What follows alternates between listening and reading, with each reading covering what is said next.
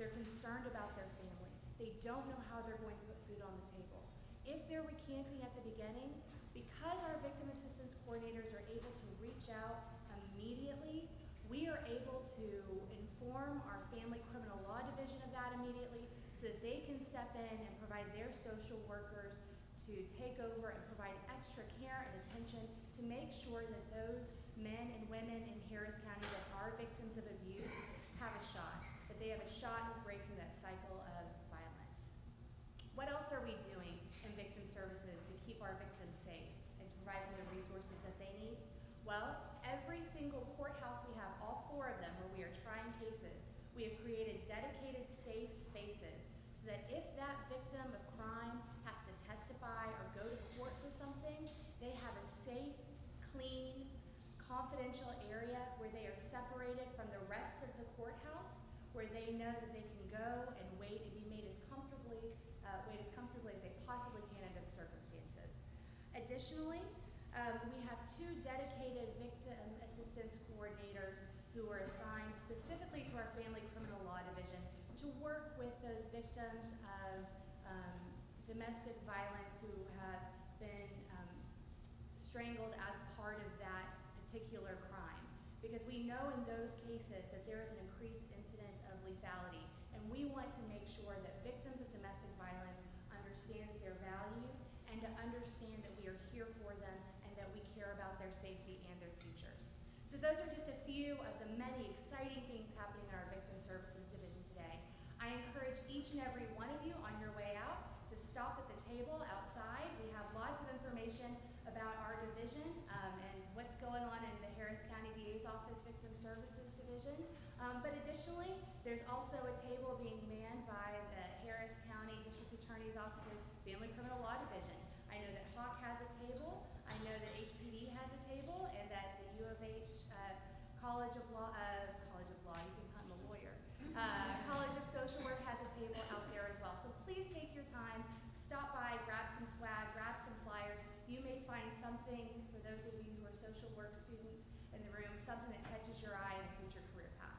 So I encourage you to do that on your way out. I would like to now, introduce our moderator today. I am so thrilled to introduce to you Sion Rhodes. Sion Rhodes, she joined the KPRC 2 News team in July of 2014. She is a native Houstonian who grew up here in this town in the Sunnyside neighborhood as well as the 3rd Ward neighborhood. She came up through the HISD magnet programs, graduated from Episcopal High School before going on to the very prestigious Medill School of Journalism at Northwestern. During her tenure there at Northwestern, Sion was part of a team of journalism students who freed an innocent man from the Illinois death row, and thus began her long, long career of covering criminal justice. Not that long, that's true. Not as long as my career, unfortunately. Her career of covering the criminal justice system. She is an active community volunteer, and she frequently speaks at events such as this. And what she enjoys most about her career in journalism is that she has the opportunity to right wrongs. So with that, would everyone please welcome Sion Rhodes to the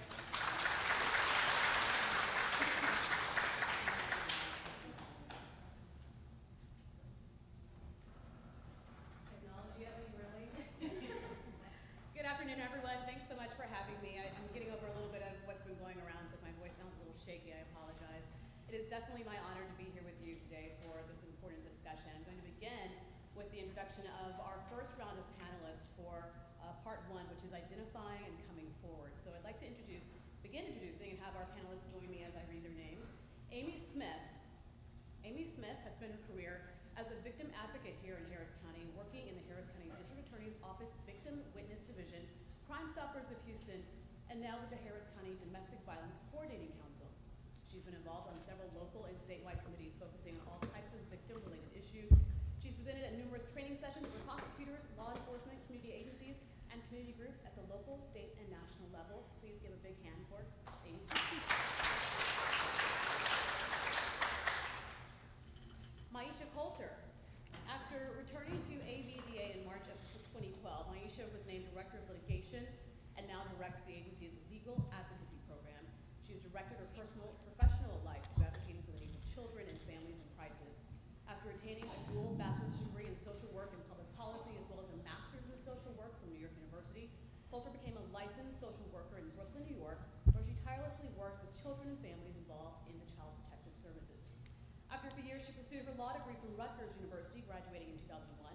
2003, she moved to Texas, learned about ABDA, and reached out to the executive director to volunteer, and was instead hired as the agency's only staff attorney in 2004. She remained with the agency for almost 4 years, returning in 2012 to lead a staff of attorneys and paralegals in charge of fighting on behalf of victims of abuse in Harris County. Please welcome Aisha Coulter.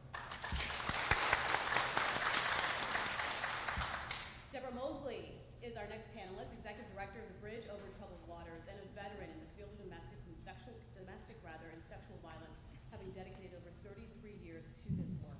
Deborah began as a volunteer at the Bridge in 1987, alongside her mother and grandmother. In 2003, she became the Executive Director. Her expertise and passion for the agency and the impact it has on the community, along with her social work license, has given her the opportunity to work with, educate, and gain knowledge from clients, business partners, and other outside agencies. Deborah is a board member of the Harris County Coordinating Council and an executive board member of the Pasadena Chamber of Commerce.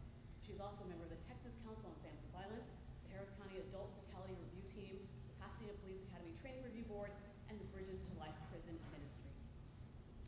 And last but not least, please welcome Donna Amtsberg. Donna has a BS degree in psychology from the University of Houston. She has her clinical license and a master's degree in social work from the Graduate School of Social Work at the University of Houston, and is EGALA, E-A-G-A-L-A, y'all know what it means, right? Certified. She currently is a clinical assistant professor with the Graduate College of Social Work, as well as the director of Trauma Education Program. She began working with the survivors of domestic violence at the Houston Area Women's Center back in the early 1990s. She is currently on board of the Harris County Domestic Violence Coordinating Council. Donna is in private practice and specializes in equine assisted psychotherapy, certified in the EGALA model, served on the University Committee for EGALA. Her current research interests are the prevalence of ACE scores among family violence survivors and their children, imposter phenomena, and she's currently working with the Bridge in Pasadena, evaluating the impact of Bridging the Gap housing program. A big round of applause for all of our panelists. We're going to begin with a video from a survivor. Please take a few moments as we listen to Jillian Simmons.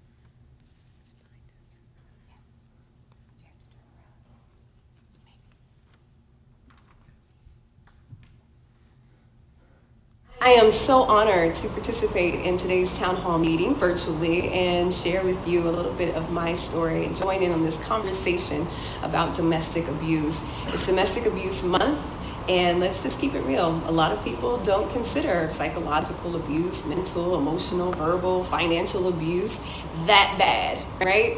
And we tend to focus so much on the physical abuse, but we forget that these are the things that lead up to physical abuse, and there are these signs, these red flags that we must pay attention to.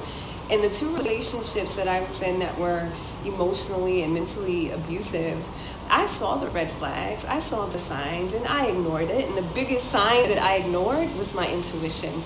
And I will speak for the rest of my life, encouraging women and men for that matter to trust your gut. There are certain things that you feel, that you know, if this doesn't feel right, how they speak to you, how this person treats you in public versus how they treat you at home. You know, these are the red flags that we must take a look at. I also want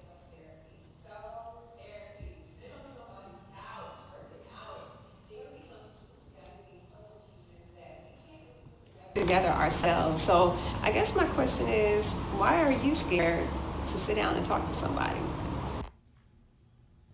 Right, so a lot there from JJ, but I want to start with what may seem really basic to a lot of folks, especially in this room, but I think it's important to just begin at the beginning, and that is, what does domestic violence look like? I think we all have different ideas of what that could be, whether it's a slap, a punch, and what it's sex. So panelists, if anyone wants to tackle that, one or two, what does it look like? What is domestic violence? Well, I would start by saying first it's a pattern. It's not a one-time thing. It's a pattern that happens over and over. The pattern may change some, but it's consistent. It could be once a month, once a day, once an hour, but the abuse is there. Also, I think when you talk about it's a pattern of behavior, it could be several things. It could be a push, a slap. It could be verbal abuse. When we work with a lot of women, a lot of times what they say is that the verbal abuse is a lot worse than the physical abuse because a broken bone or a bruise heals, but the internal things don't. When the person that you're supposed to love or that's supposed to love you more than anything else in the world tells you you're fat, you're ugly, you're stupid, you're the worst mother there is, and you hear that day after day, week after week, month after month, you begin to believe it. And it makes it hard to believe that you're anything but what they keep telling you. So even though there could be physical abuse, the mental abuse is there as well. There's also financial abuse. It could either be that they do not give you any money, or it could be that they take all of your money. There's lots of different aspects to domestic violence. It's not just one thing. In addition to that, one of the things that you have to look at is the motivating factor behind the person who's perpetrating that abuse, and that is to try to control the individual. So everything is rooted in trying to control the other person, and they use these methods that were just mentioned as far as physical abuse, coercion, sexual abuse, economic abuse, and things of that nature, but they're always motivated to control. And I think the thing that we also have to keep in mind is that this doesn't start off usually with a dramatic assault. It starts off in a very quiet, very subtle way. What starts off as being comments about the way somebody looks and they sound complimentary, before long actually turn into very detrimental comments. And so I think we have to be careful about the fact that everything that we've set up here so far is absolutely spot on, but keep in mind that it starts off very slowly and very gradually. What are some of the reasons that are common and why people don't come forward once this begins? Maybe they think, oh, it's just a one-time thing. Then there is a pattern, as you mentioned, that gets established. Why even when it's happening over and over, do some people feel like they can't come forward? Well, first and foremost, domestic abuse is a crime of secrecy. Oftentimes it is happening behind closed doors, and as Donna indicated, is subtle. Most of the time, the person who is perpetrating abuse is the person that person loves. They don't just meet and someone starts to, physically assault them or abuse them. They are treated in a way that is loving, or at least in the eyes of the person who's being ultimately victimized, in a way that they seek love and they understand love. And so that person has the ability to engage their victim in a way that always leaves the victim with hope of having that loving experience that they initially had, that they sometimes see, even as the pattern of abuse begins and continues. So it's very hard for a person, once engaged in this type of relationship, to disengage and forget about the more positive experiences that they have with their abuser. I think some of the other things is there's fear. Leaving is the most detrimental time in a person's life if they're leaving an abusive relationship. Judgment and blame. She probably doesn't think anybody's going to believe her. She's lived it so long, and everyone has to see it's happening, but nobody's ever come forward and said, can I help you? So she feels that she would be judged not only by her family and friends, but by the police, by the police department, by the criminal justice system, anybody that she would speak to. And then also because they're traumatized. They're living in this trauma and have been beaten down, and they don't really know how to move forward. They don't know how to take that step. And they believe that he will take the kids away from her. They believe that he will have her deported if she's not here legally. So those beliefs are what stops it as well. And I think that we have to keep in mind the fact that this is cultural as well. It's a part of our culture, it's a part of our language. Even our marriage vows say that we will take someone for better or for worse. How many people have been told this is just marriage? You go through rough spots, then it gets better. You make your bed, you lie in it. We've all heard those old adages for a long time, and that just reinforces that position of being a victim, which is one in which there's very little, if any, power to it.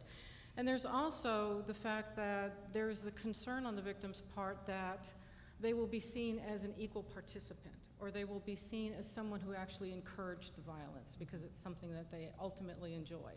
And I'm not sure I've ever talked with anybody that enjoys that kind of behavior.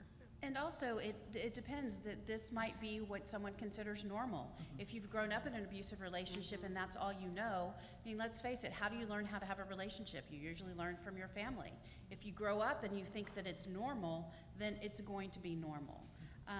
Also, I guess to really answer your question is why, for every person that is a victim and a survivor of domestic violence, they have their own reasons. We're not here to sit and to say why you didn't leave, because you know what it is I often tell people, especially when I do trainings to all sorts of people, the strongest person in the entire world is a domestic violence survivor, because they did what they had to do to survive.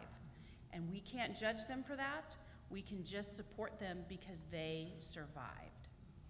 Once they get to a point where perhaps they feel like their lives are in danger, their children's lives are in danger, maybe they've finally gotten to that place where I need to do something, but what does that something look like? What is the best first step, or is there one way to do it versus the other that's better? What we've learned through different community safety assessments is that there's lots of avenues. There's no wrong door to walk into. You can make a call to a domestic violence hotline. We have several domestic violence agencies in our community. There's the National Domestic Violence Hotline. It could be that the police are involved. It could be that someone called 911 because they witnessed an assault, and then the police show up and you become involved in the criminal justice system. It could be that you finally have decided, I've had enough, and you go talk to a friend and they're like, you know what, I know somebody that can help you, and you go that route. You could talk to your pastor, you could talk to your medical doctor, you could talk to anybody, you can talk to your teachers, you can talk to anybody, and what we really want to say is to believe that person, to believe them. You don't have to become an expert in domestic violence, because there's plenty of people that are experts in domestic violence, but believe and refer them to somebody that can help them. Anyone else, anything to add to that? She nailed it? She nailed it. All right, let's talk about the resources then that are out there, and that, you guys all work with different organizations. Talk to us about what you all can do for these survivors. So at the university, there's two areas that I want to focus on. One is our Title IX department, and there are three aspects, there are three types of services that they provide. Prevention and education is the first one, reporting, and then supporting. And so the U of H Wellness Center has a sexual violence prevention and education department in which they provide workshops and awareness programming for students that have been victims of sexual assault. They also provide sex education, healthy relationships, peer leadership, that kind of thing. The Title IX office is also responsible for reporting. So they have an equal opportunity services department that reports on cases of discrimination and also sexual misconduct.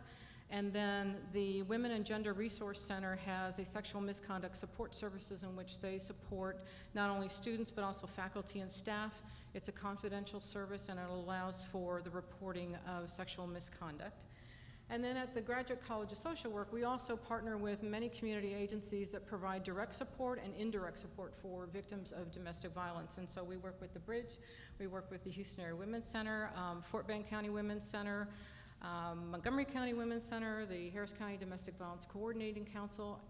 Those all provide direct services. And then we also work with agencies like Star of Hope and the Women's Home that provide services for domestic violence victims in addition to many other services.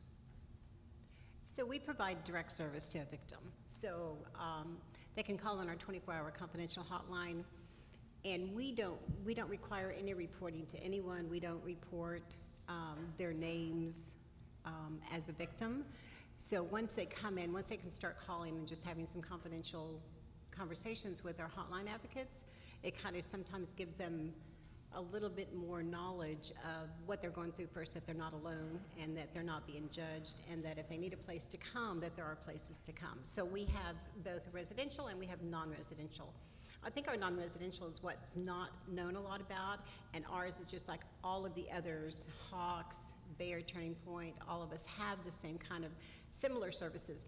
Somebody doesn't have to come and live in our shelter in order to receive services. We have caseworkers, victim advocates, legal advocates, child care, and all kinds of housing help as well. So it's just getting them in the front door to let them know that there is a tremendous amount of support for them.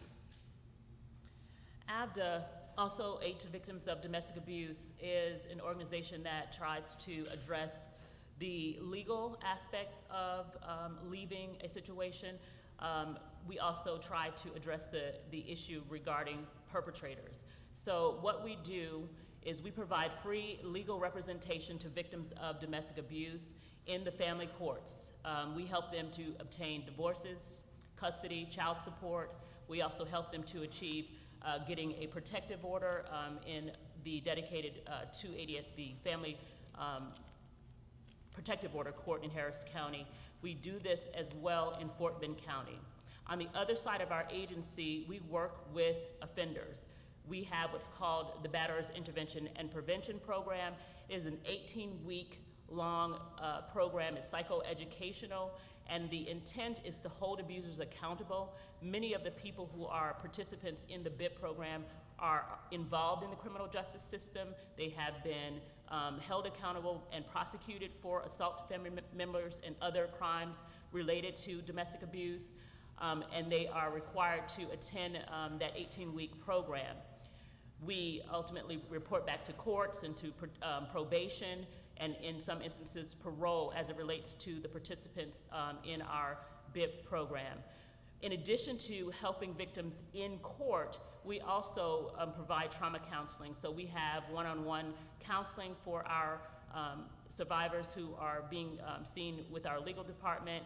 We run support groups for that population. We run support groups for individuals who have been involved with CPS and their children have been removed from them, and they are ultimately trying to get their children back. Most of our CPS support groups are there because the children witnessed the domestic abuse between the parents, and they were ultimately removed for their safety. So as a part of their reunification plan with CPS, they are required to attend also a psychoeducational group to help them identify how to remain safe, have healthy relationships, things of that nature. We are out in the community working in regard to prevention. We do several programs that help to identify healthy relationships with students. So we're at area high schools. We have recently had the opportunity to incorporate a new program called Coaching Boys to Men, and that is basically directing training for coaches who then ultimately help their student athletes to identify healthy relationships, hold each other accountable. Again, we're about prevention, we're about helping people to get out of these relationships, and ultimately to end this, this system, this problem that is pervasive in our society. We're a little bit different, is that we provide very limited direct services through a grant that we have through the governor's office, and we have advocates that are at the Harris County Sheriff's Office in their family violence unit. But what we do basically at the coordinating council is we work on a systems level. We try to make changes in the systems to make it better for victims to get through the system, whether it's the law enforcement, legal services, if it's the criminal justice system, protective order process. So we're kind of working on the systems level. We work a lot with our community partners.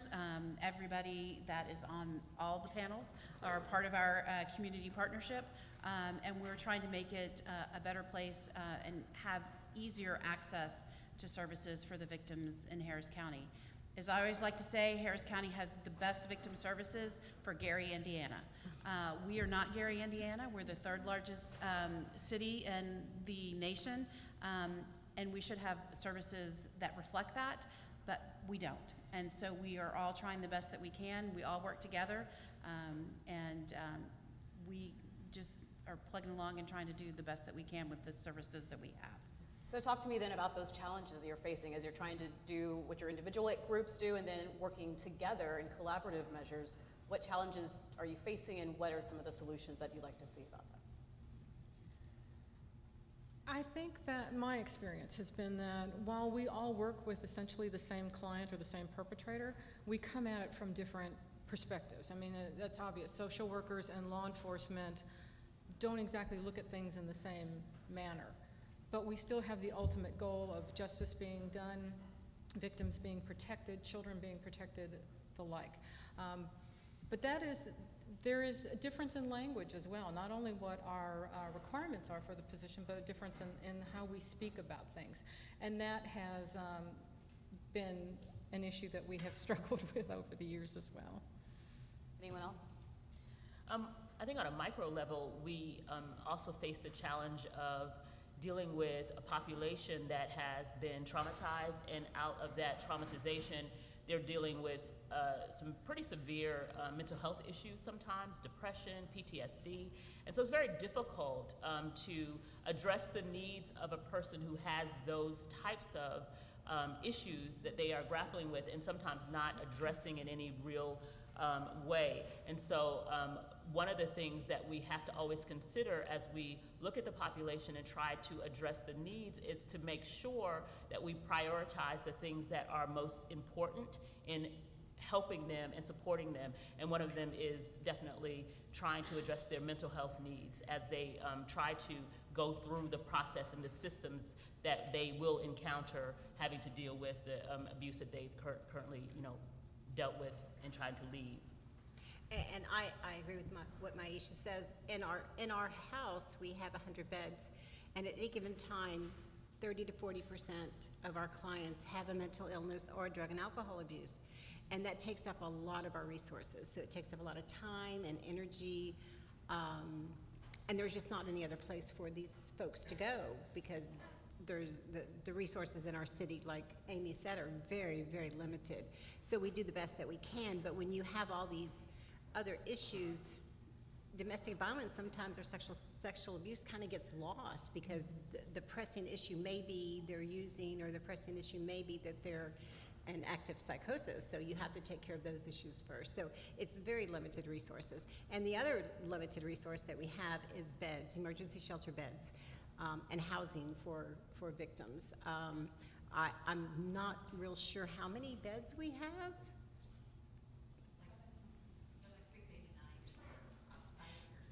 Okay, 689, so that's Montgomery, Fort Bend, Galveston County. And I was told recently that if we had 5,000 beds, that was 5,000 beds, emergency shelter beds, we would have enough. And we will never be there. One of the other things is that the community at large needs to be able to recognize that there are resources, as limited as they are. Oftentimes, I meet people or encounter people in different situations, and they have never heard of my organization, other organizations that address the needs of this particular population. Again, that crime of secrecy makes it very difficult for people to recognize or acknowledge that these things are happening. And then on top of that, when they do encounter the issue, they don't know where to go. So I'm happy that we're having this discussion today and we have the audience that we have. But it's very important that people start to have conversations about the vast needs of individuals who are dealing with domestic abuse, and trying to generate conversations about resources for these people, because that is a community, I think, obligation. And again, this is a crime that affects every aspect of our community, and we just don't do a good job of acknowledging its existence and the lack of resources available to individuals. We often ask that question, why do they stay? Where are they going to go is ultimately an answer. We just need to really be more cognizant of how we can do our part to support the cause and support efforts to try to establish different ways to help people as they encounter this problem and ultimately try to get out of these situations. And also, one of the things the Coordinating Council does is we facilitated an adult violent death review team. And what we found with our death review team, and what we do is we review all the domestic violence homicides in Harris County. What we found is only about 5% of the women and men that are killed in domestic violence relationships seek traditional domestic violence services, which means that they seek shelter services. So what we're trying to do is we're trying to reach out to the faith community, to the medical community, to schools, to get them on board, to let them know that there's services that are available. At one of our domestic violence death review team meetings, a lieutenant in the Sheriff's Department Homicide Division stood up and said, every time we've reviewed a case, I've presented a case to you, the woman has been killed when she's in the process of leaving. Always. So what I'm saying is when we ask that question, why doesn't she leave? Because she can get killed. So we need to do better in protecting them for when they're leaving. So there's lots of resources out here. So I encourage you, go talk to the people outside at the tables.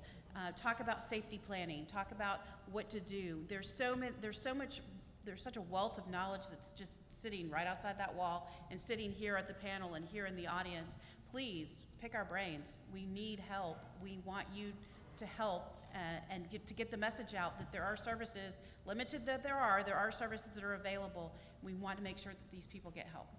Kind of piggybacking off that idea of the culture around domestic violence and the secrecy, but the need for folks to speak up about it, what is that? I interview so many people in the aftermath of a tragedy, and there'll be a neighbor or a family member who says, well, yeah, I did know something was going on, but, so what do you do if you're that person, that your family member or that neighbor who knows something's going on, but what do you do? Yeah, the most important thing that you can do is listen and try to understand what is that person dealing with at the time that you encounter them, whether it be a coworker, whether it be someone that's a neighbor.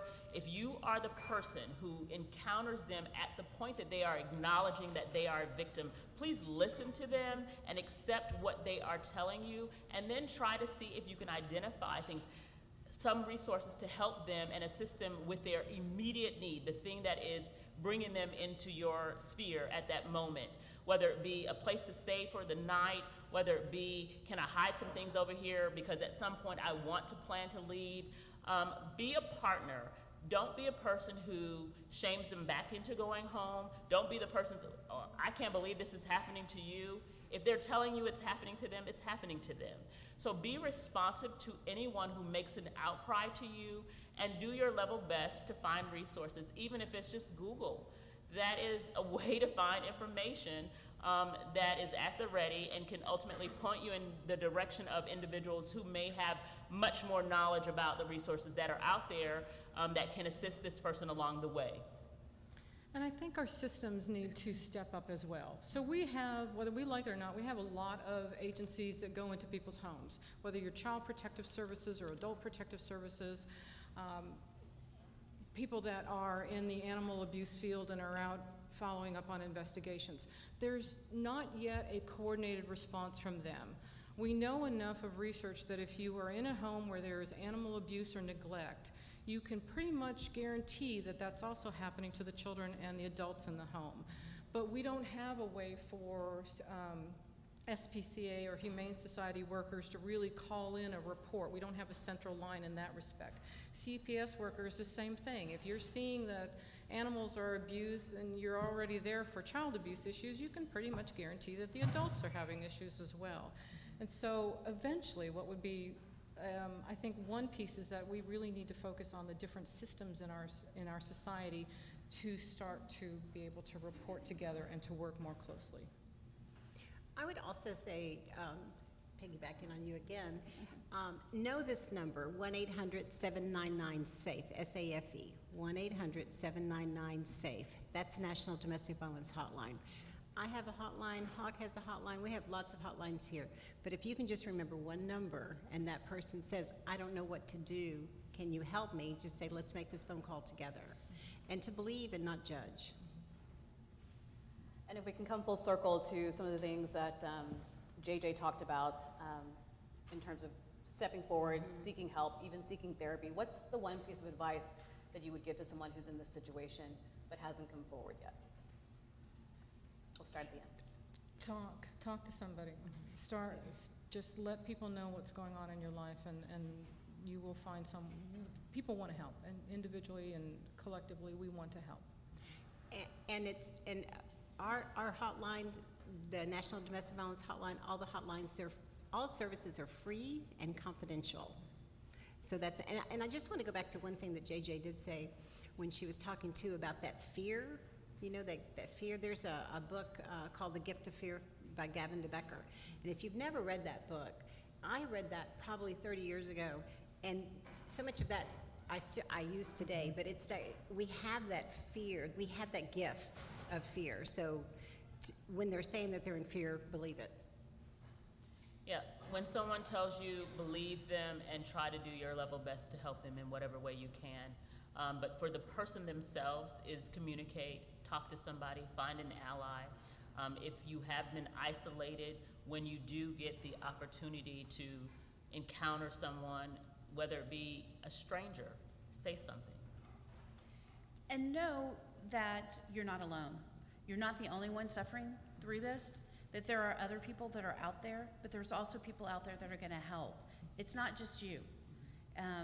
You know, we all think, okay, it's just me, I'm just feeling this way, it's just happening to me. It's not. It's happening to thousands and thousands and thousands of women, men, and children out there. So you're not alone. Talk. If you're a friend, recognize, respond, and refer, which is, that's the only thing you remember besides the National Domestic Violence Hotline. Respond. Give them assurances that you believe them, recognize it, and then refer to so many different agencies that are out there, because that's what's really important. But as I said before, you are the only person that's an expert on yourself. I can tell you what to do, but I'm not an expert on you. I would like to be, but I'm not. Because let's face it, if people would listen to me, life would be much better. It's not. But again, you are the expert on yourself. You know what you can do, you know what you need, but let people know. And there are people out there that are here to help. All right, well, thank you panelists so much. A big round of applause for our group here today. Thank you. All right, I'm gonna head down because that's where my bios are for the next round. So round 2, get ready for me to call your names. Ebony, should we take our names? Our next panel is Seeking Justice and Life After Abuse. So joining us for this part of the discussion, we have, you've already heard from, Carvana Cloud. She is a zealous criminal trial attorney born and raised in Houston, fluent in Spanish. Carvana graduated from the Kincaid School and received her Bachelor of Arts degree from DePaul University and Doctor of Jurisprudence from the South Texas College of Law. Currently, she's the Division Chief of the Family Criminal Law Division of the Harris County District Attorney's Office, which is, of course, the nation's 4th largest district attorney's office here in Houston. Recognizing that domestic violence is a significant crime driver in communities, Carvana is committed to improving public safety by employing innovative prosecution strategies designed to ensure victim safety and enhanced offender accountability. In her current capacity, she manages a multidisciplinary team of prosecutors, criminal investigators, social workers committed to seeking justice for victims of domestic violence. Please give a big round of applause for Carvana Cloud.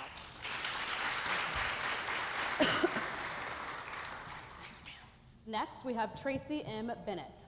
Tracy has been a prosecutor for over 21 years. She served as an assistant district attorney with the Harris County District Attorney's Office since 2002 and is currently the chief of the Sex Crimes Division. In her prosecution career, she has first chaired over 100 jury trials, many of which were murders and capital murders, as well as multiple adult and child sex assault cases in both Texas and Louisiana. Tracy was admitted to the Louisiana State Bar in 1996 and the State Bar of Texas in 2002. She received her JD from the Paul M. Hebert Law Center at Louisiana State University. She received a BS cum laude at Louisiana Tech in 1992.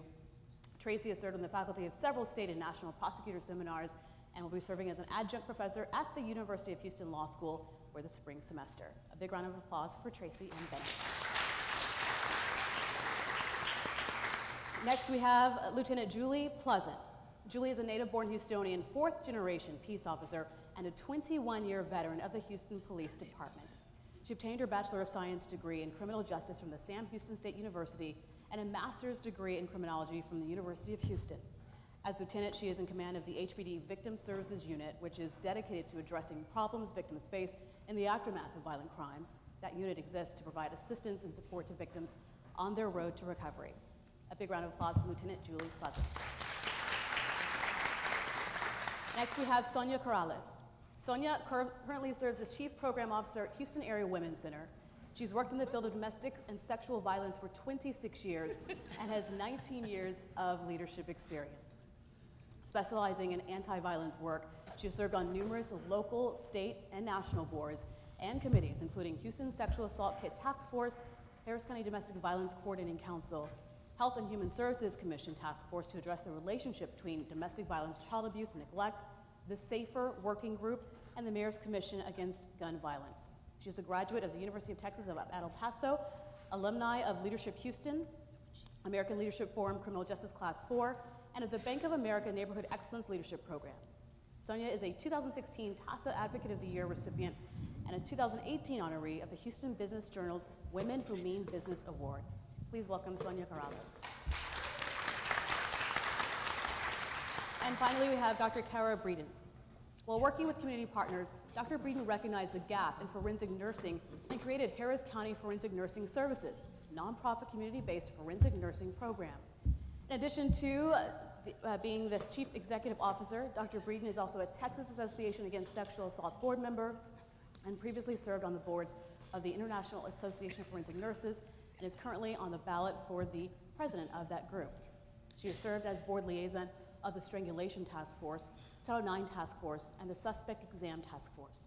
She serves on the policy committee for the Texas Council on Family Violence and is currently the IAFN Texas Chapter President. Please welcome Dr. Kara Breeden. Okay. All right, right now we would like to hear from another survivor before we get started. Asia is going to come forward and share her story.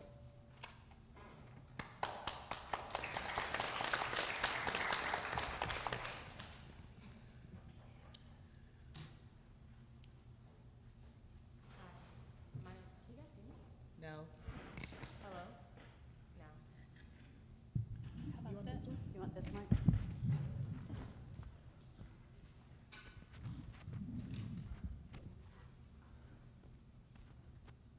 Can you guys hear me now? Yes. Okay. Hi, my name is Asia Davis, and thanks for having me today. I moved down here from Chicago in the beginning of 2016, just trying to, get my life in a different direction, grow my career. And when I got down here, I moved down here with, honestly, nothing. All my stuff was still in storage in Chicago. But somehow or another, I worked really hard and I landed my dream job, and everything kind of was just going in a good direction. And I prayed to God, I was like, send me a good man too. So, so when I started dating the person who I fell victim to, I thought he was a godsend. And when I started being verbally abused from him, I kind of really didn't think too much of it. Just, oh, he's angry, or oh, I was working late, so maybe he was a little upset. But it kept going and going. And I remember one time I was in the car and it was terrible what he was saying to me. And I decided to record it just to see if I was crazy, if what he was saying made sense. So I went back and I remember the next day and I played it and I was like, oh my gosh, like I'm surprised I wasn't in tears. And that's when I started feeling a certain type of way, but I don't think I really trusted my gut too much. As time moved on, he started, moving his stuff into my house, taking over my space, being more verbally abusive, and then he became physically abusive. And I really didn't understand what was going on because I thought he was what I prayed for. So I didn't know if I was desperate or what. But I kept it moving, just kind of taking his abuse and not really thinking that I was worth too much.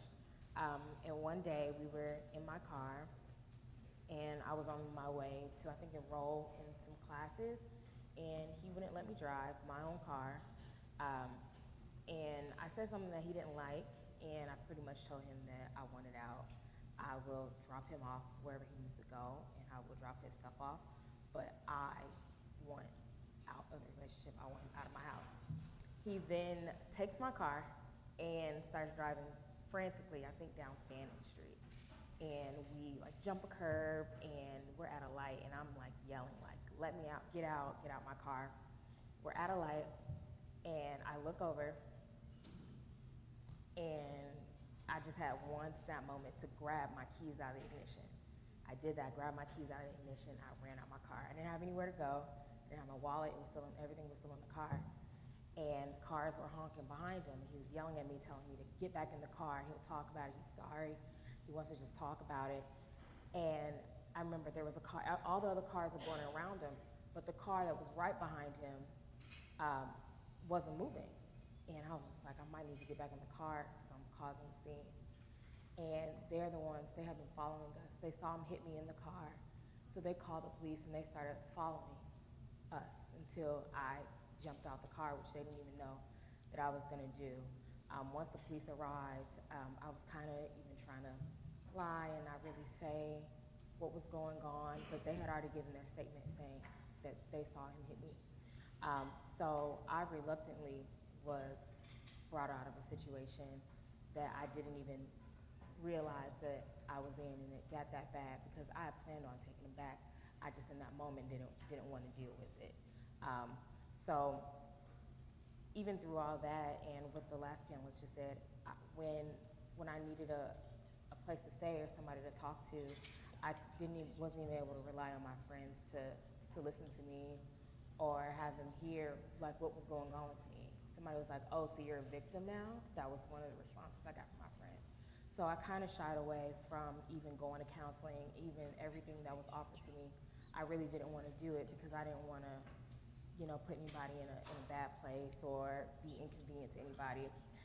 So it took me a year later to start with Fresh Spirit Wellness, and I currently see Dr. Conti, who is in charge of Fresh Spirit Wellness. All the resources that she has given me have provided me with things so I can, start reaching my goals again. So I finally did enroll in those classes that I was headed to enroll in the first place, and I'm in real estate school now. I just purchased a home here in Houston. So Fresh Spirit Wellness really, really kind of saved my life and got me back on track where I was headed when I first moved down here in the first place. So I have a lot, sorry, I don't really like talking about it. I have to thank her. I have to thank Dr. Conti and Fresh Spirit Wellness just, for guiding me and getting me where I am, and I'm on track. But I like, speaking or trying to speak because it's really hard to tell my story, primarily because I wasn't in a situation where it was my husband or my kids, or I was just like a normal girl. I graduated school, had my dream job, and I was still being domestically abused. So, if it can happen to me, it can happen to anybody. So if you have a friend who's trying to speak to you, listen to them. If you're somebody who's going through it too, go reach out to your resources. Don't wait around like I did, because I could have been a lot better off a long time ago. So that's it.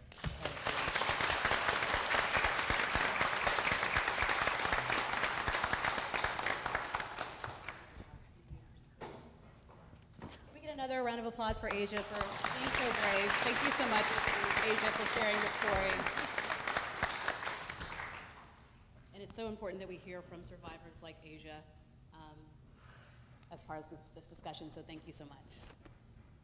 I'm gonna mic myself back up and head to my seat so we can start our next panel. Okay. Thank you. All right, so this next round we're talking about seeking justice in life after abuse. So once you go through the process of coming forward and you're maybe in the legal system now, what do you do? That's another scary part, right? What do folks need to know about the legal process that they're about to enter? Sure, I'll take that Sure, first. I think it's really important for us all to recognize, and I think Ms. Amtsberg said it very well, that domestic violence, we have to start having a conversation where we do dig down to root causes, and it's not just about the criminal justice system, and it is about social reform. But as the DA said earlier, that criminal justice, a lot of folks are going to come through our system or have interaction with the criminal justice system as a result of a domestic violence case. Here in Harris County, I know Celeste has already spoken to this, but we have victim assistance coordinators. So whenever a case is filed in Harris County, you're going to receive a contact phone call or interaction from a victim assistance coordinator. With regard to our domestic violence cases, we do have an extensive multidisciplinary team. We have social workers, we have social workers and caseworkers that offer protective order services, and we walk you through the criminal justice process. Like you said, Sion, it's a beast. The criminal justice system is very hard to navigate, and so it's very important, and that's a lot of what my staff does in our domestic violence division. We actually do some intensive case management, criminal justice education, and we work with the victims to crisis counsel and get them stabilized. And we all know that the cycle of violence is never ending, right? It always continues. So today you might be on board, tomorrow you might not want to participate, you may go back and forth, but we're here today to let you know that that's okay. We understand that. We're a very trauma-informed group, and the criminal justice system is focused on your victim safety, but also offender accountability. So we use evidence-based tools. We use evidence-based tools to prosecute even when a victim doesn't want to prosecute.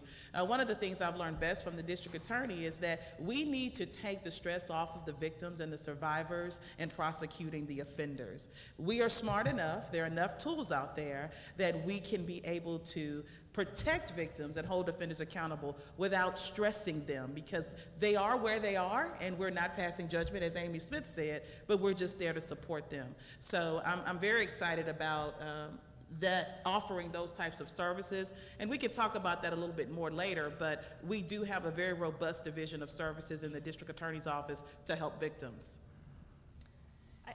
Go ahead. I was going to follow up with what Carvana said. The Sex Crimes Division as well has a multidisciplinary team approach to our cases.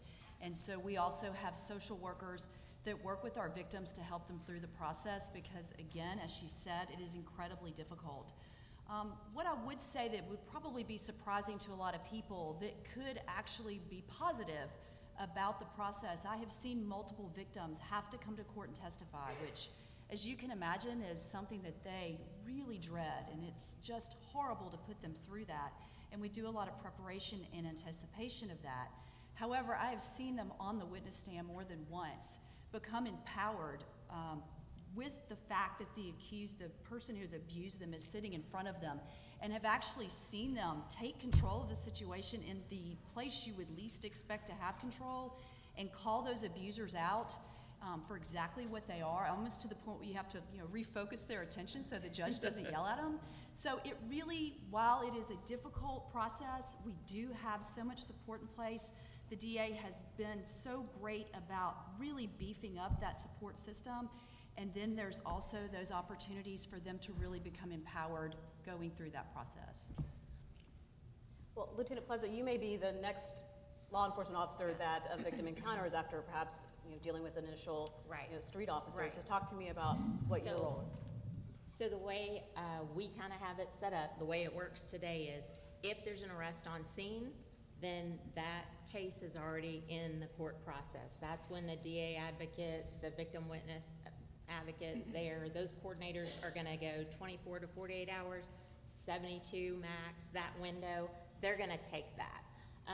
But let's just say that we didn't put our hands on the suspect. So now your victim is even more traumatized because they're not in jail. He's out there and he may come back. So that's when we call those cases where there was no arrest. We reach out and we say, can we get you services? Can we get you in contact with one of our community service providers? And what can we do for you? Can we get you a protective order? What is it like for you right now? A lot of them are very forthcoming. We've got some that say, look, I've co-signed his car and his phone. I can't leave. But what I can tell you is we now have also increased our manpower, our staffing. So we're able to outreach a lot more. And through training from our community partners, the council, HAWK, we have trauma-informed officers who are now understanding that through trauma that that victim has suffered, they may not be able to answer all your questions right then.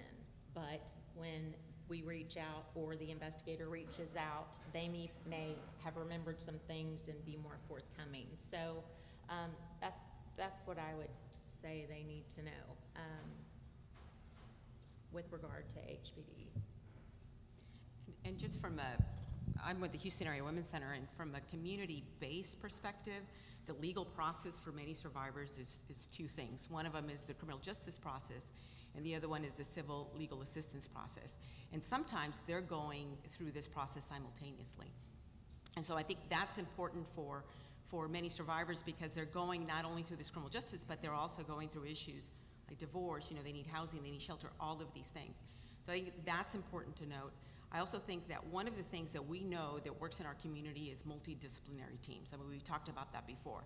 That's a given. So I think it is important for all of us, especially the community, to understand and know that whether it's a systems-based advocacy lens, that is helping, or a community-based lens, which is organizations like ours that are nonprofit, that it's important that we know that how we work together is important for that survivor, that ultimately we have that same goal. And while there's going to be some things that overlap, there's going to be some things that are very different for many survivors, and there's going to be a lot of survivors who never go through the criminal justice process, and that's important to know because many people don't come forward. In a from the community-based perspective, we know, based on research and based on information that we gather from survivors, that many of them do want to be involved in the criminal justice process. And so how do we help to engage them in that process and work with that community-based advocate to ensure that that's happening, so that they find justice, whatever that might look like? From the forensic nursing and healthcare perspective, it becomes quite difficult because the patient often arrives to maybe an emergency room or some type of a healthcare facility seeking care for injuries or a number of things that we know they're at risk for. And unfortunately, in our county, it's really kind of hit or miss in regards to where they're going to show up and what kind of care they're going to get. So just from perspectively speaking, currently at this time, Harris Health, my colleague Sandra Sanchez runs the program at Harris Health, and they're the only program in this whole Harris County area that currently sees victims of domestic violence from a forensic standpoint, which is very commendable, but it's something that we all need to shoot for in regards to the medical piece, right? Because we know that they have medical needs, we know they have forensic needs, and to be able to train and educate and have good forensic care so that we can link them into other community service providers and hold their hand through the criminal justice system so that maybe they're not so scared calling law enforcement, sit there with them while they decide to do that process. It's really important from a community standpoint that we do that, but I think from a medical standpoint, there's a real gap there that we're really trying to work on closing by working closely with our partners. Talk about some of the issues with when you do have a victim who's deciding to press charges or to file charges. Oftentimes, again, out covering the aftermath of a tragedy, and well, yes, she had just gotten a protective order. A lot of people don't realize that that's not necessarily going to save her life, or hasn't in this case. What are some of the issues that people need to know about in terms of when they decide to file? What does that really mean in terms of their process of being safe and getting help and getting out? Sure, and when you say file, are you meaning going ahead with criminal charges? Yes. Or I think that first and foremost, we want to make sure people are safe. So when I hear you say that, I think that we want to encourage people to report as much as possible. We do understand that there are barriers to that, and like Sonia always reminds me, everybody doesn't access law enforcement for help. And so I think people need to remember or take into consideration that we are here to help and we're here to protect. That is what you all pay us to do as public servants, as taxpayers, and that's what that is our goal. And so offender accountability, we will handle that. If you report and you tell us what happened, or the police officer goes out and does that investigation, we will pick it up from there. But I think it's important, if we don't know what it is, we can't help.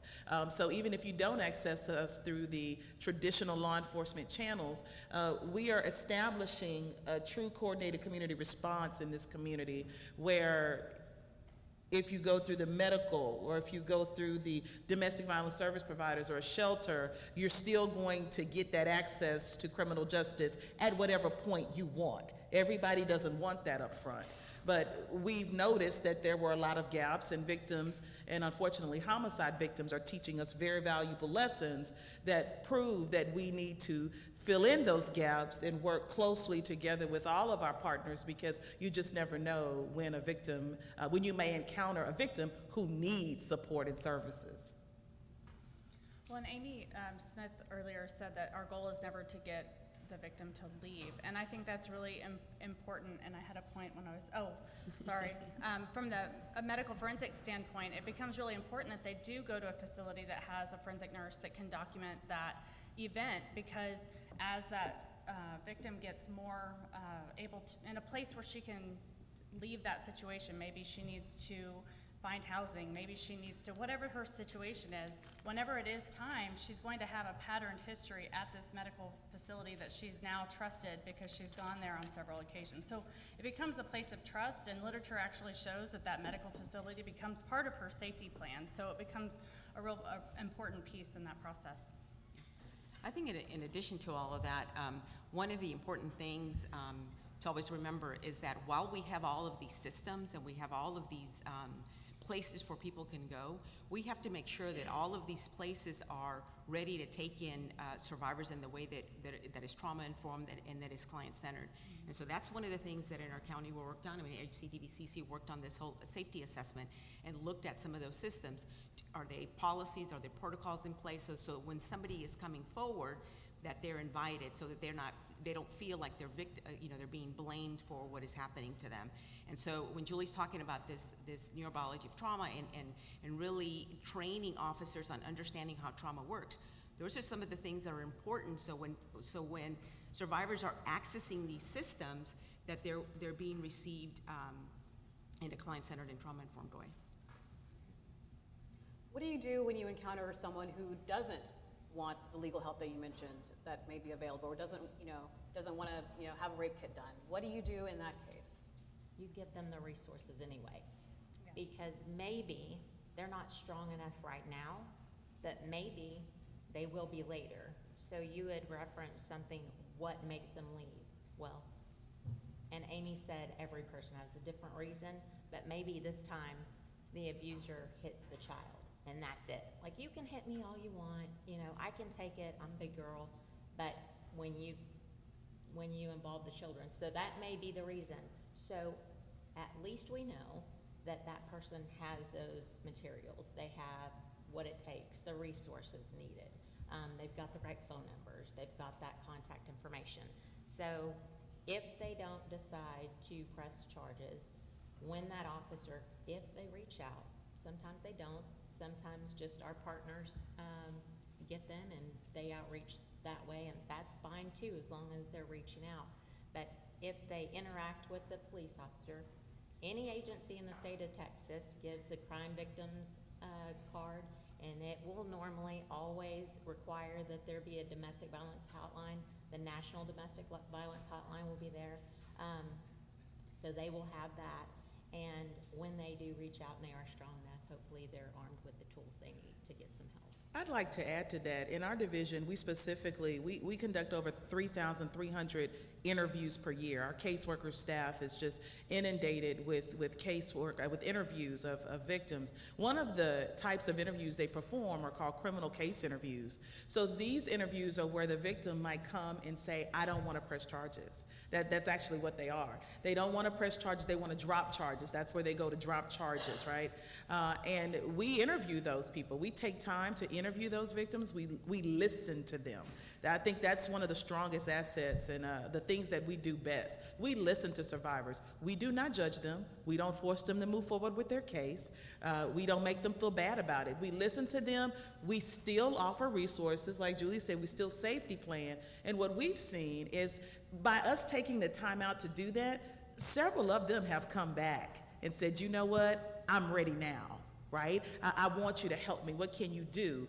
But in the meantime, what they've seen is that we've kept going with the case. So we haven't just dismissed the case simply because they wanted to. We're still seeing how we can hold that offender accountable in an evidence-based way, and that really is supportive. It's encouraging to the survivor to know, man, I didn't want to at that particular time, or I wasn't able, but you all cared enough to still move forward. So that is one of the main services that we provide in the Domestic Violence Division of the DA's office.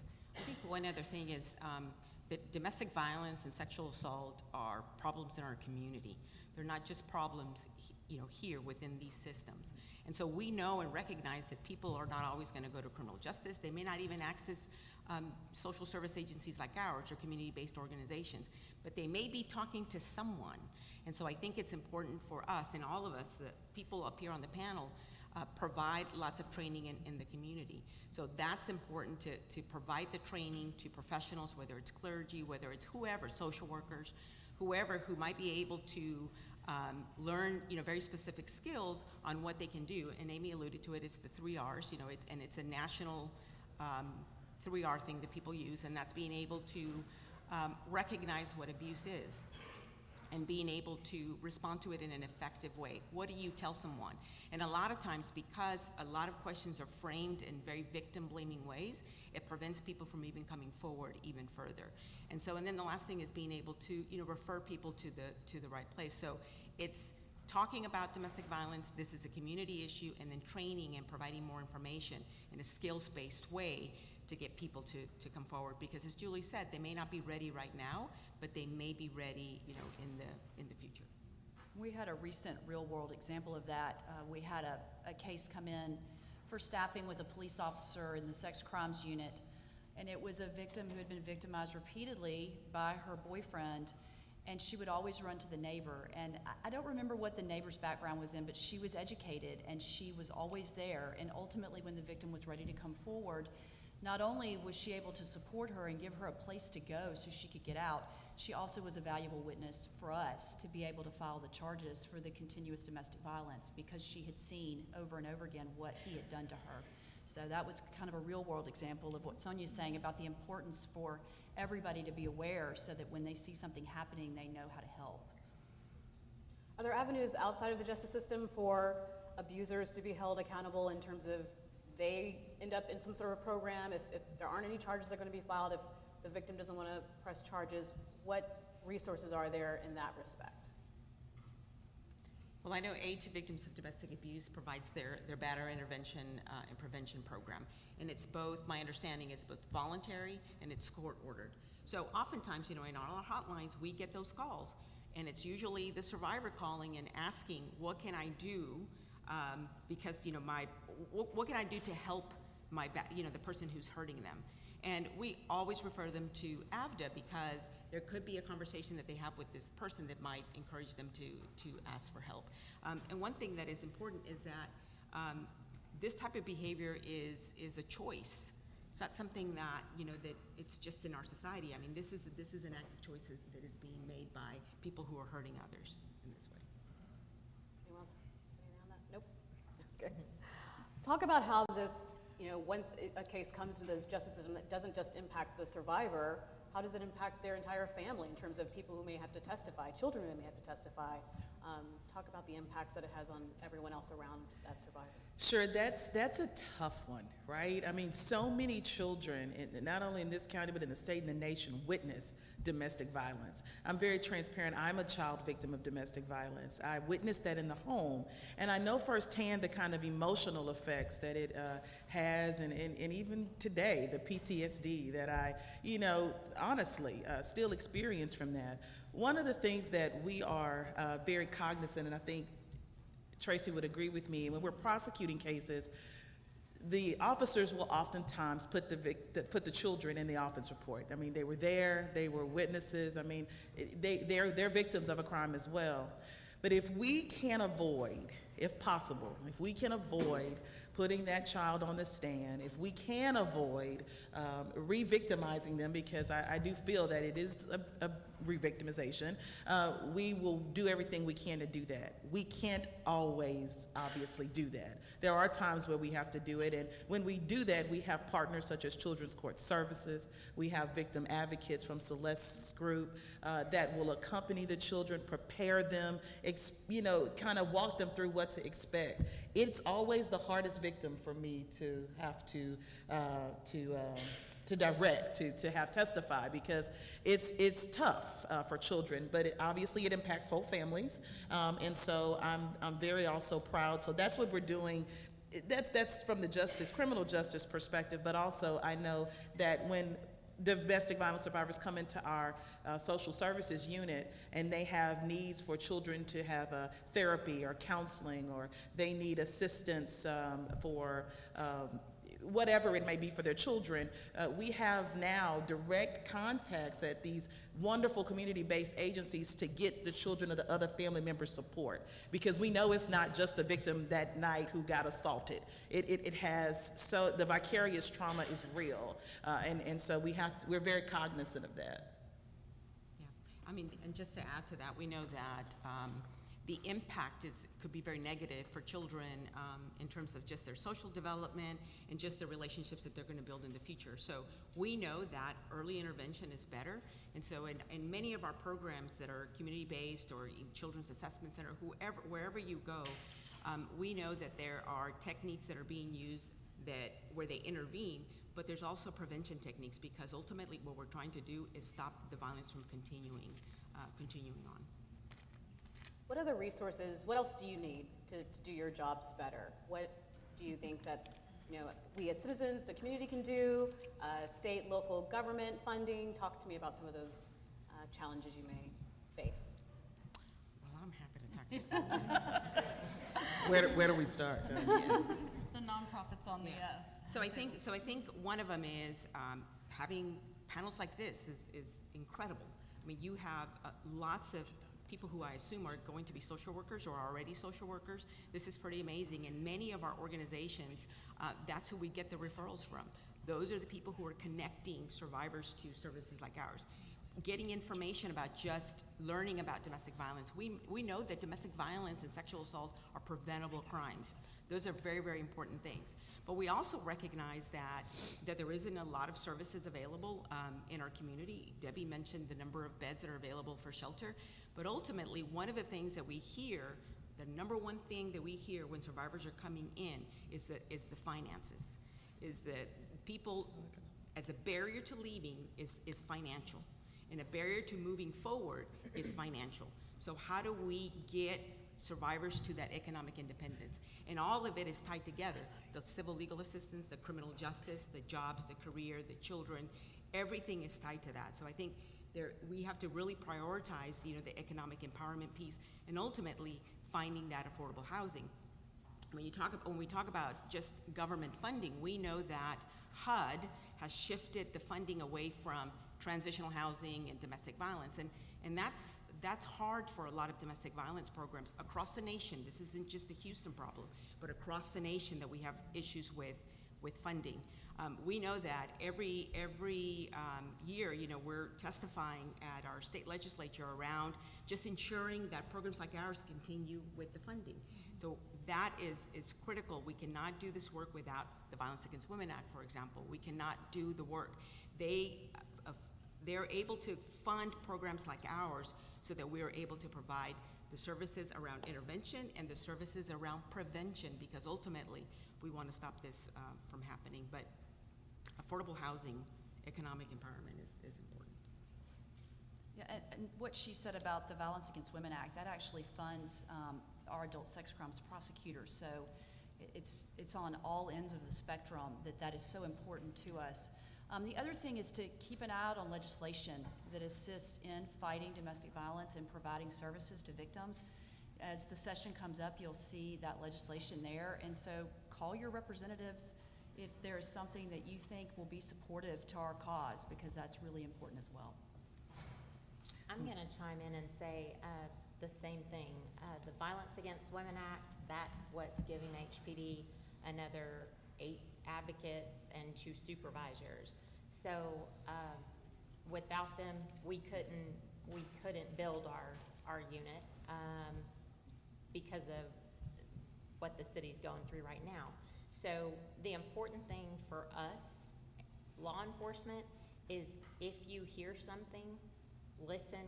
If you have anybody that's coming to you and you think it goes like this, listen, I have a friend that is going through this, and her boyfriend, and the situation is them, but as officers, we always get that, right? But you just go with it. Okay, and your friend is, and you just go with it. But the important thing is, like it was said over and over again, is that you listen and you don't throw your opinions out there. Take it in, Google the resources, call victim services at HPD, call any of the community, services that are out there, but you meet them where they are. Our opinions don't matter. What matters is what they're going through and that we believe them, right? So being educated, like Sonia said, about domestic violence, it is happening, even though they put on a pretty face and you never see it. If they have a friend, well, let's just act like that's them. Let's give them all the resources and support, and then maybe one day they're strong enough to come forward and do something about whatever situation they may be going through, because domestic violence is in all forms and shapes and sizes. Sometimes there's no injuries. Maybe it's just financial. Sometimes they're not even able to make a call because the bill is going to that abuser. The mail goes to the abuser. When they get home from work, or if they're allowed to work, the only time they get to go to the grocery store is with a friend, his friend, not her friend. So all those things make it real difficult, and sometimes the only outreach is when the neighbor calls because they hear something, a scream or a loud noise, and the only interaction is just us, and then we call, but they can't do anything. So sometimes it's just the friend, just the neighbor, just the ear that should have never heard what they heard, but just to be more cognizant that we like to live in our bubble and nothing comes in it, but it's really happening all around us and everywhere. There's no boundaries to domestic violence. I do want to tell you about this one act that Senator Corcoran introduced to legislation, and it's called the Helping and Abusive Living Situations. And this was specifically so that HUD then really looks at the resources for domestic violence survivors around housing and shifts that funding specifically designed so that we keep survivors safe. And so it's specifically designed for resources, for money, so pick up the phone and call. So for the past year, I've been working on developing a community-based forensic nursing program to really help close the gap in the medical forensic service that is available in Harris County and surrounding areas. And currently we have victims going to 5 and 6 hospitals looking for a sexual assault exam, which is unacceptable. And like I said, Harris Health is currently the only program or hospital system that will specifically address domestic violence needs for a patient. So these are things that really have to change in our community. And so while working with our partners here, I've tried to create a model to where we can be in the community where patients are at.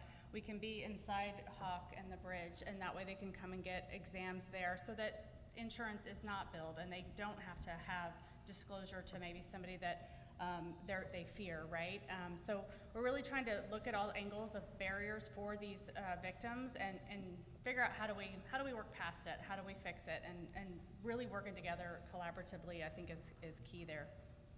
I think everybody's echoed the main theme about what we need is resources. We definitely all need resources, and my colleague Maisha says here, we need VAWA to be reauthorized, just period, end it simple, and Congresswoman Sheila Jackson-Lee is leading that charge, supported by not all of her colleagues in Congress, but it's critical. That funding provides the services that you've heard, many of the services you've heard here today. We have a protective order expansion program developed under District Attorney Ogg's administration, and we are now co-locating with community agencies such as HAWK, The Bridge, DAIA, the Mexican Consulate, Casa Juan Diego, the Anissa Hope Center. We're going into communities to do protective orders and to provide outreach, and we certainly wouldn't be able to do that if we didn't have the resources from that particular grant. We're trying to do everything we can to remove the barriers that exist. The District Attorney's Office serves the people of Harris County, period, and so no longer will they have to come find us, we will go to them, and that's because of grants and resources like that that we have been able to get as a community. I also want to challenge everybody here. When we think about, we all hear a lot about criminal justice reform, and everybody probably has a different idea about what that means. But I was on a panel nationally where we began to talk about what does that really mean for domestic violence. We're not really having that conversation. And Harris County is really at the forefront.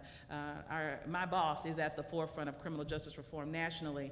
And so when we begin to think about domestic violence reform in that way, I'm reminded of the term restorative justice. What and how can we, advocates, police officers, prosecutors, the medical community, work together to help a survivor on their journey to being restored after a criminal episode? It's not just the conviction. Over 60% of victims do not want to go forward with the cases, and it makes it hard to prosecute. It really does.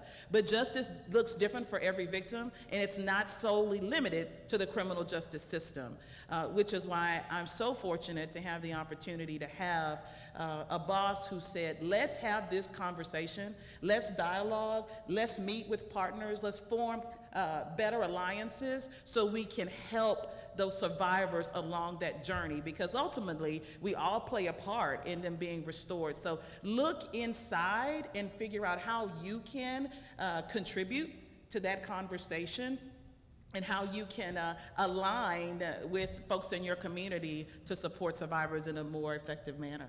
Thank you. Before we close, we want to hear from another leader in this arena in our community.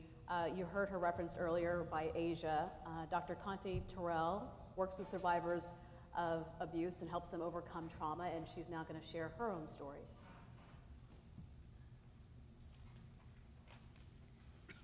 Okay, did we get this working?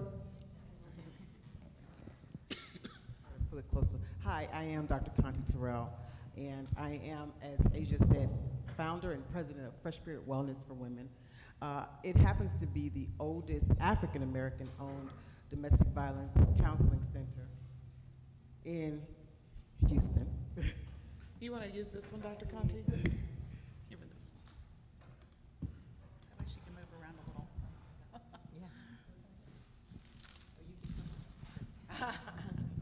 All right, thank you. Much better. Okay, and I am an international speaker, international author, and founded Fresh Spirit 20 years ago. But all of that was as a result of being a survivor. And I just want to give a round of applause for both panels because they hit it dead on the nail. They hit it dead on the nail. I stand here as a representative of both panels, someone who is a survivor and someone who is also an advocate in an agency that helps survivors now. And I just want to say that we talk about it's no respecter of persons. And I was one of those people that thought this could never happen to me. And I was also one of those people that thought I dotted all my I's and crossed all my T's when it came to picking my husband. And I thought I had a knight in shining armor who turned out to be Nightmare on Elm Street. And so upon getting out of that, I knew that if it could happen to me, it could happen to anybody. And so one of my unique story was that I didn't need a shelter. My ex-husband was fairly well off. I was fortunate to grow up in a wonderful home, and I had several places to go and lay my head. However, I had no idea what I was supposed to do. I was 90 pounds soaking wet. He stalked me.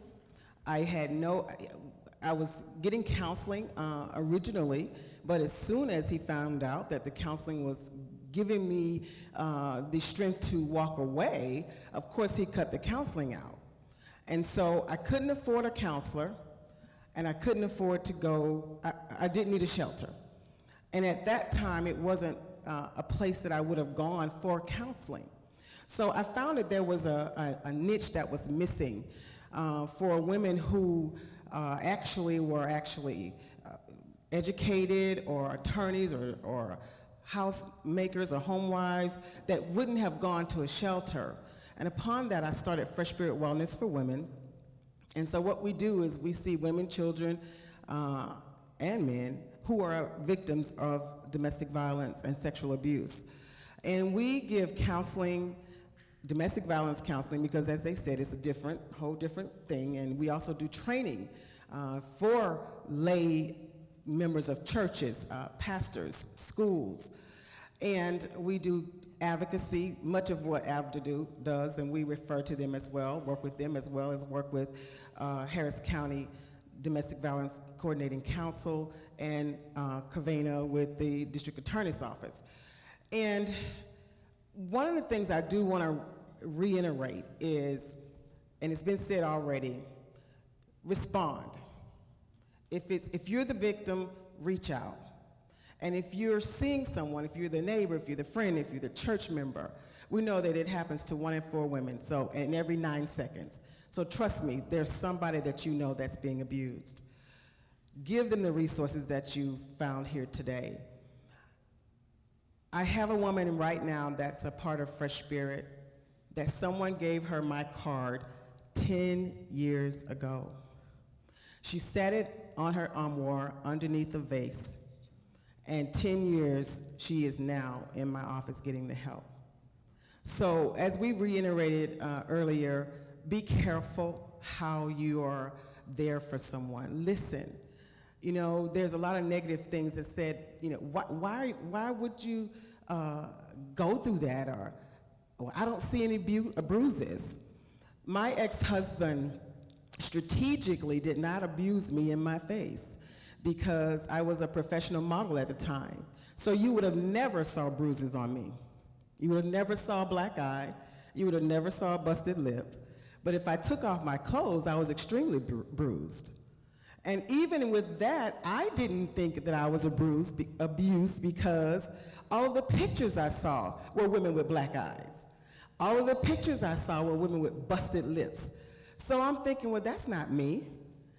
But I had been thrown up against the wall, picture frame fell down, and the corner stabbed me in the head, had to have stitches, and I had a concussion, had been thrown downstairs, had a broken arm, had a ring of keys slammed in my face, as close as I am to ebony, which literally, if I lift the right side of my lip up, you will see that it's reattached to my face from underneath.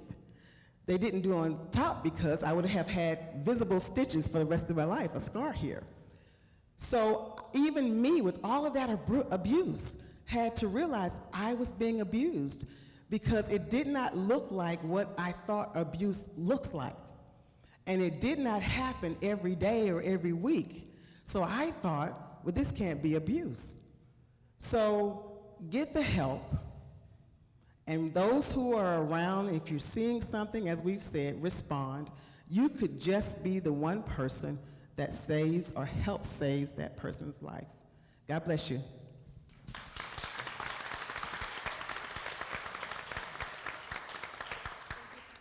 my mic off. I'll project. Thank we'd like to open up for Q&A from the audience. I know you guys have heard a lot, absorbed a lot, but we have microphones on the aisles here if anyone has any questions for our panelists. Don't be shy. Now's your opportunity.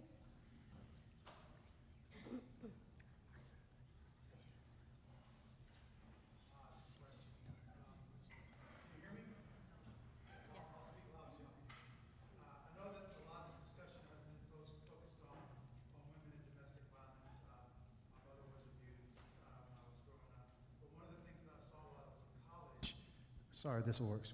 When I was in college, I saw women being abused, and I was just wondering, what is this? Is there anything in place for women or even men who are in college who are getting abused by their boyfriend for the very first time, or their significant other for the very first time in a college setting where there's a, you kind of have one foot at your parents' house, you got kind of one foot out the door going the other direction, and you're in this neither space, I guess. Is there in systems? You want to go? Yeah. I'm going to answer that, but I think there's probably people in here who could answer that question better. I know we have somebody from U of H, and then Jordan over here. Well, I'm not a student at U of H. I'll graduate. But I would tell you that most a lot of universities do have wellness centers or counseling programs where people can go out and access help. I know that many of the universities also partner with other local programs in the community to ensure that people are accessing services in some way. Many of the colleges and universities do also have Title IX coordinators where they can access help. I know Jordan over here, I don't mean to put you on the spot there, Jordan, but she's with Rice, Title IX, and then of course Donna with U of H. Thank you. Okay, so I wrote this down because I know I wouldn't remember all of it. Here at U of H, I briefly talked about this before. Our U of H Wellness Center has services for sexual violence prevention and education. They do workshops and they do awareness programs. Our Title IX office is also the one responsible for taking in complaints for discrimination or sexual misconduct, and also the Women and Gender Resource Center here is also responsible for sexual misconduct support services, and again, that's a confidential service, and it's one in which it's available for students, faculty, and staff. Jordan, do you want to say something about Rice?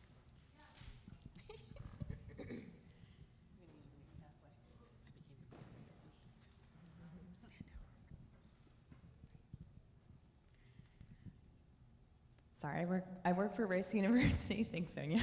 And we have it's called the Office of Sexual Violence Prevention and Title IX Support. So pretty similar to U of H in that we do have the prevention side, but we also have support services. So, and I completely agree. A lot of the time, the relationship violence aspect in college can be kind of overlooked, I think, in terms of prevention and what we hear. We hear a lot about sexual assault in college, but it's one of our goals to really educate more, but also have more specific and targeted support services for students who are experiencing relationship violence. Like you said, that parents, one foot in the parents, one foot in the college, but also for graduate students. I work with a lot of graduate students who are experiencing domestic violence at home and then trying to, further their higher education as well. So there's a lot of stuff going on with college students and relationship violence. That's a good point. So I'm going to take that from the law enforcement part. So U of H PD, they have their own police, and Rice University PD, they have their own. Off-campus is going to be, of course, HPD or Harris County, wherever they live, that's going to be the jurisdiction. So that agency is going to respond and work that call. And it doesn't matter your age, we're going to handle it like domestic violence. If someone's reporting, she beat me, that's what's going to go in the report. He beat me, that's what's going to, whatever that complainant says. So we don't really take into account the age. When you're in college, you're 17, 18, that's an adult as far as our domestic violence report is going to say. So wherever, who's responding, doesn't really matter, but the jurisdiction, it might be the college PD, wherever that might be. So it's handled a little bit differently, but we still have the same Harris County prosecutors. So I'll speak to this just from, I'm a parent of a college-age daughter who was in an abusive relationship, and I think it's really important that we are talking to our children because, again, like we've talked about on this panel, it's not about hitting. Like, it's not the bruises, it's not broken bones, it's the mental control, the, abusive verbal stuff, and that's really what goes deep, and it's really hard for people to recover from. And I think that we need to make sure that our children, I'm not going to say girls because this happens to boys too, I think it's important we're having these conversations, and whatever that dynamic is, if you have nieces, if you have daughters, if you have your best friends have children, whatever opportunity you have to impact that and make them understand that all of that equals abuse, because they don't see it as that. They just see it as this boy really likes me. He doesn't want me to go anywhere else. And the dynamic changes because they don't understand it themselves. And so I think it's really, really important that we're talking to them. Any other questions? Hi, my name is Obiangelis Garcia, and I'm here. I work for Catholic Charities. I'm a clinical social worker, and my colleague Alejandra is here with me. We serve crime victims, so that includes a majority of our clients have experienced domestic violence. The majority of them are also undocumented immigrants, and they have so many other challenges in addition to everything you guys have discussed. What we hear a lot is that when they feel threatened, when they're being stalked, when they know the violence is coming, and they report, a lot of times if the person haven't had that physical abuse, they're told that they can't do anything for them because they might be persecuted or the person is following them, but they haven't touched them.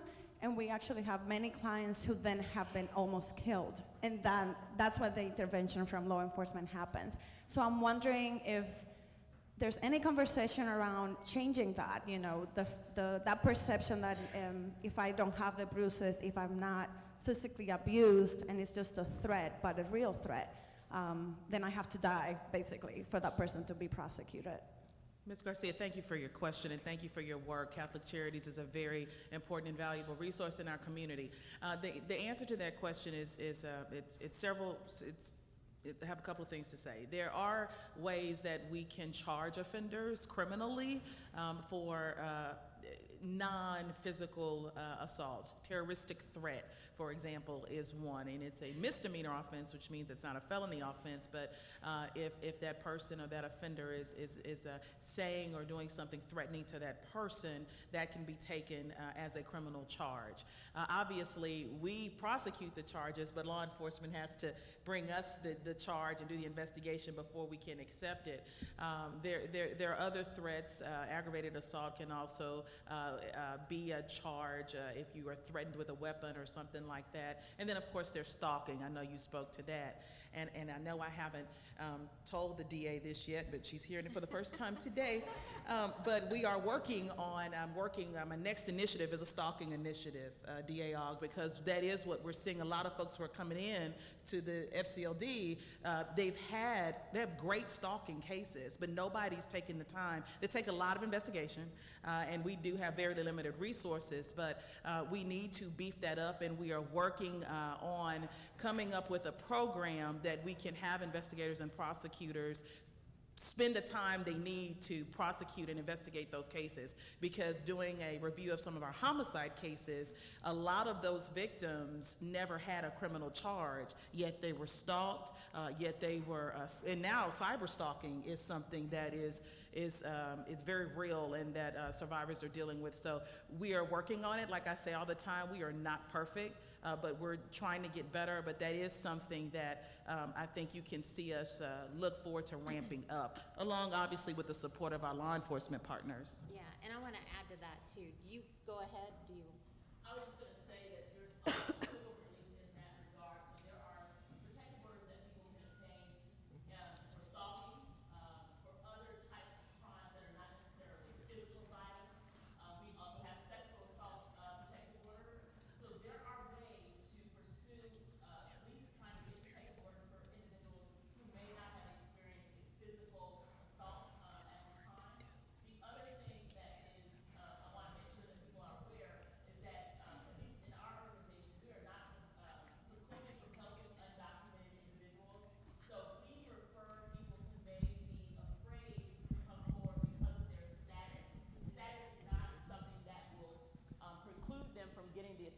we ultimately provide to them in that regard. So civil protective orders, divorces, custody, things of that nature.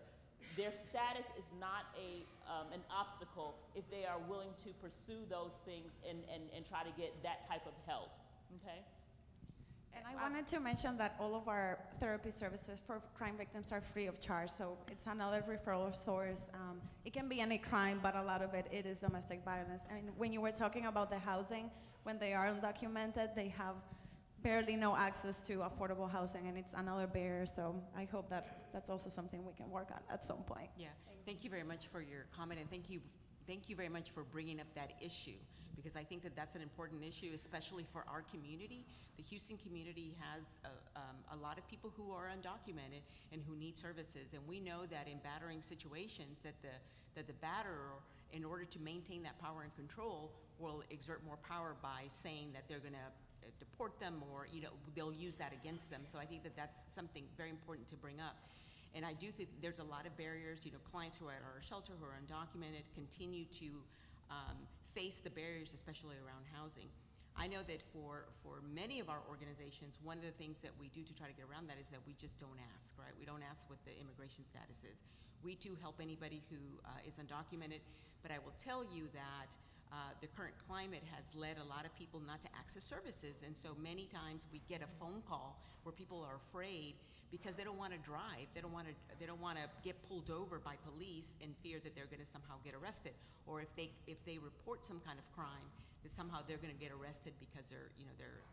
So I think that it's important for Carvana to talk about the fact that it's important for them to come forward, and then I know Julie, I don't know if you want to say anything. Yes, so it is important to come forward. If advise your clients, if they are having a problem with that, we have to have, for the DA, we have to have evidence. So if they are getting constant harassing text message that is not a reasonable amount, if I'm getting 50 text messages and that's within an hour, that is unreasonable. That's harassment, and we're gonna take that all day. If she sees him in a parking lot, if she can take pictures and then, send it to iCloud, date it, get that stuff at different places and then note when it is. We just need the evidence to do the report, and every time it happens, we need an incident report. If you call us for an incident report, HPD is doing an incident report. We're not gonna refuse to do an incident report. So if you document each incident, we can correlate those incident reports and then present it to the DA's office. So they have to help us help them, right? So if you speak to them, then tell them don't delete those text messages, those threats, those harassing text messages saying, I'm gonna get you and I'm gonna take your kids to Mexico without you. Don't delete that stuff. That's evidence. We need that. So it's critical that they save all the stuff that they may have access to. I saw someone scurry to this microphone. Yeah, go ahead. Hi, can you hear me? Yeah. I am a student of social work, a graduate student of social work, and I'm here today because this topic is very close to my heart. I started my journey into recovery from domestic violence 8 years ago, and now I'm a graduate student of social work, and I had the opportunity to work with a lot of victims, so it was easier for me to relate for this. Also, I wanted to share that in that transition, there was, and I want to read this to everyone because I think this was very important to me. There is a faculty person here that is very well known, and her name is Brene Brown, Dr. Brene Brown, and she helped me through this process with her books, and that's how I got into graduate school and do what I wanted to do. And after I read this, I want to explain what this really means. And she says, daring greatly means the courage to be vulnerable.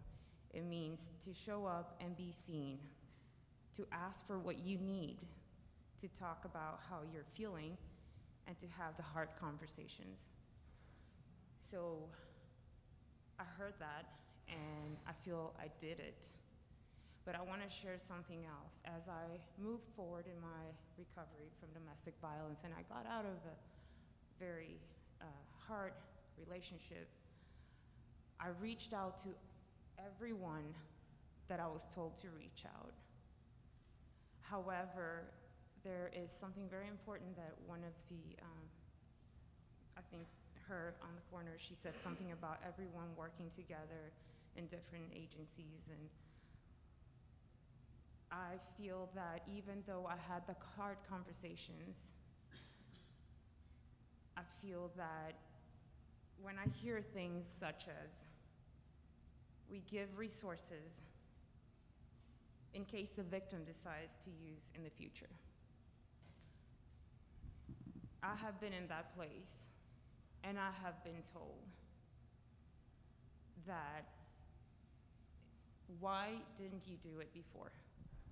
When I try to get something to protect my children, because even though now I'm not in that relationship, my children are paying for that. And now that I want to use my resources and what I was told to do, they're telling me I can't do it anymore. When they tell me, talk to a friend, talk to a therapist, talk to someone, tell them the story, and that can be used to protect your children in the future. That wasn't the case. I found that when I related that to authorities, and I'm not talking to anyone specifically being here, but other agencies, I found that I was doing the work, basically, and no one was listening to me. No one was reaching out to anyone that I was told in the past to reach out for evidence when I was ready to come forward. And then, I heard someone also saying, we don't want to re-traumatize the children by re-exposing them. So how do I ask you today, how do we do that as a society when we're reaching out, when we finally have the courage to reach out, and we get out possibly of the relationship, but our children are still being victimized and the law is not protecting them. There's nothing protecting them because, I don't know, maybe someone can help me answer that. The person has never been charged. The children are still being victimized.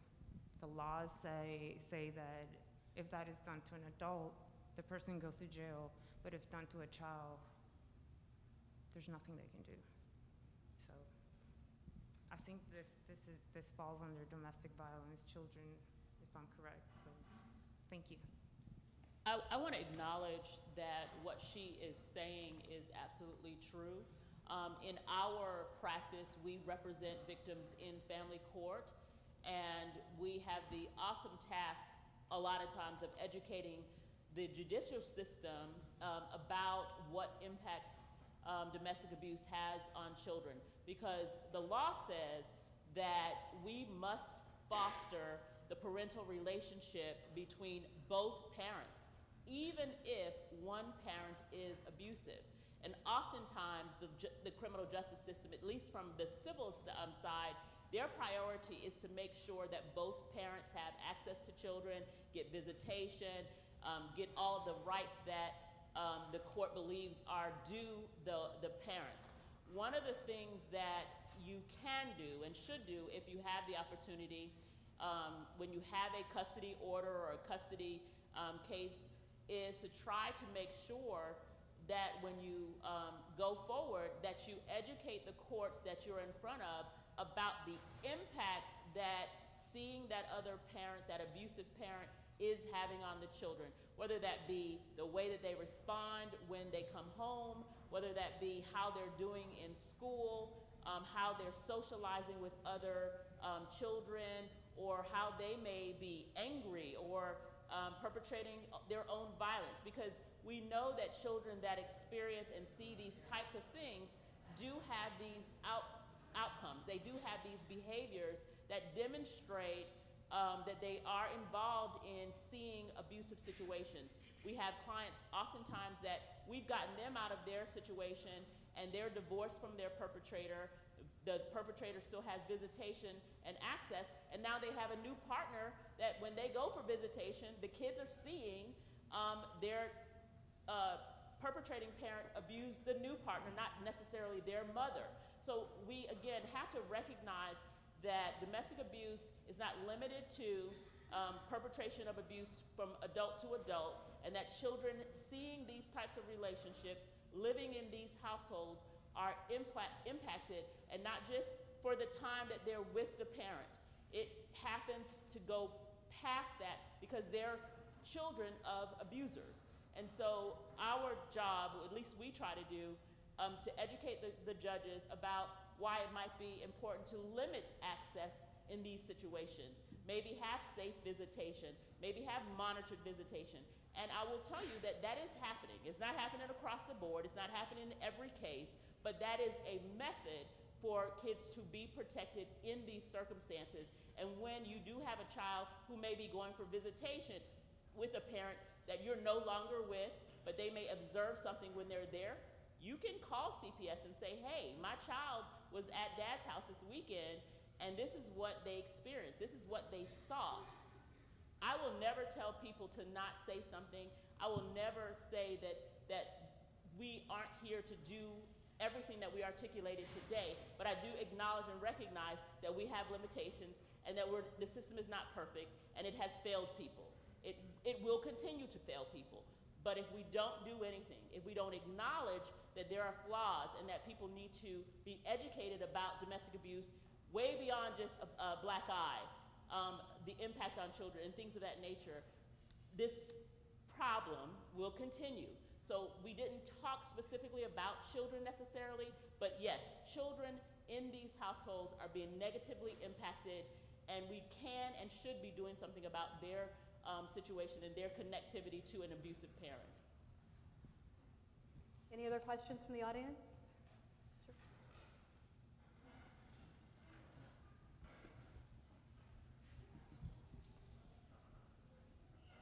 Thank you. My name is Linda. I'm a survivor of domestic violence, and I'm really very nervous right now. I thought it wasn't going to be, but I've been through much therapy in these last 3.5 years because I shot my abuser, and he died. And I had been to Houston Area Women's Center. I called Bridge Over Troubled Water. This was in 2014, 2015. I've been to AVDA, and I just feel like I'm still left shattered. I suffered PTSD, depression. I was charged with murder, even though he attacked me. I was trapped in my room. He tried to choke me, everything, and it was, and I had gone and tried to get a domestic protective order, and they said, well, do you have anything recorded? And I didn't have anything recorded, of course, but I tried to do that. And I'm just wondering if there's anybody that could help me now, because I still owe my attorney thousands of dollars. I have trouble getting out of the house and going places, and I'd like to be able to help other people to reach out. And, you know, using violence against somebody that I mean, we were together for 20 years, and I tried to get him to move out for years, and he kept saying, well, I'm leaving, but we still have to have sex, because you gotta fuck somebody, you might as well fuck me. And so, I mean, I've talked to so many people about it, and I went through so much about it, and I still need help. And I've been to therapy, and I just don't know where to go now. And I'm glad y'all are having this discussion. And I know I don't know if I have a question. I guess my question is where do I go now? And I still need some help. First of all, I want to say thank you for sharing your story. Domestic violence is a very traumatic experience, and people are going to react to it in different ways. And oftentimes, the way we describe it, as people go into counseling and get help, I mean, it's a journey. It's not something that, there's no pre-domestic violence person that comes out. It's a journey, right, to get to the healing place. But I am happy, as well as other centers that are here, to help you get the help that you need. Thank you. Thank you all so much for coming and joining us as part of this discussion today. I hope you each were able to learn something new and are able to take something out with you to share with your communities. Thank you so much. Have a great weekend. Thanks to our panelists. Thanks to all of our panelists as well. Thank you to District Attorney Ogg for allowing this to happen, the University of Houston's Graduate College of Social Work, Dean Zetloff. Everyone, thank you so much for coming out. Please get home safely, and please keep the conversation going. If you need services, resources, we still do have vendor tables in the back we have staff willing to speak to you right now. But if everyone can